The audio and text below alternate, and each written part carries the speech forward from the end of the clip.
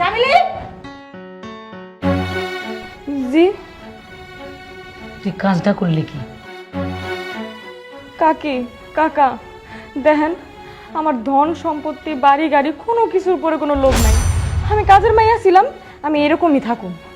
আমি তার বিয়েও করবো না। তারপরও লোকটার আপনি সাইরা দেন, তার তো কোনো দোষ নাই। পীড়িত উতলে উঠছে না? এই এত পীড়িত কোত্থেকে আসে? আমার মেয়েরে পাত্রপক্ষ দেখতে আসছে, পছন্দও করছে, মাঝখানে তুই কি করলি? প্রেমের জালে ফাঁসাইয়া আমার মেয়ের সংসারটা না হইতে ভাঙ্গে দিলি, আবার অনেক ছাড়া দিতে।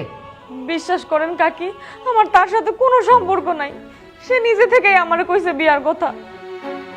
এই তুই কি আমাকে বাচ্চা পাইছিস? হ্যাঁ, বাচ্চারে বুঝাইতেছস, বোকাকে বুঝাইতেছস? হ্যাঁ, কিছু বুঝি না আমরা। ওই বেটার লগে যোগ সাজুস করে আমাকে বাড়ি থেকে বাইর করার চিন্তা করছিস না? সে গুড়ে তোর বালি। না না কাকা, আপনি এগুলো কি কইতাছেন? এটা যে আমার বাপের বাড়ি, আমি তো সেইটাই জানতাম না। আমি সব সময় নিজেরে আপনাদের একজন মনে করছি। আপনারা আমারে কত নির্যাতন করছেন, আমি কখনো প্রতিবাদ করি নাই, আর সামনেও করুম না। আমি যেমন ছিলাম তেমনই থাকুম। তারপরেও আপনারা লোকটারে ছাইরা দেন। লোকটারে শুধু শুধু কেন শাস্তি দিতেছেন আপনারা?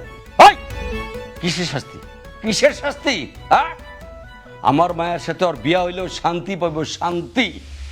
আবিরের আর আমার মায়ের বিয়াতে তুই যদি বাধা হয়ে দাঁড়াস, তাহলে তোর আমি ফালায় দিয়ে গলায় পাড়া দিয়ে মেরে ফেলাম।